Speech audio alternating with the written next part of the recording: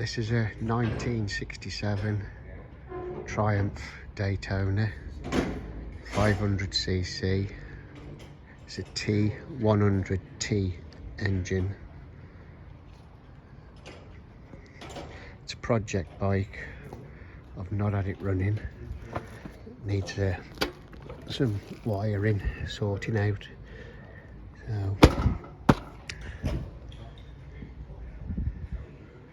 it's just been sold as a project bike. It's got 18,000 miles on the clock.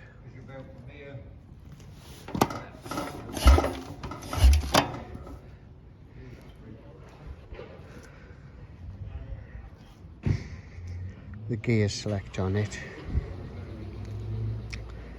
The brakes work. Clutch is dragging. Must have been stood a while. Nice tank on it.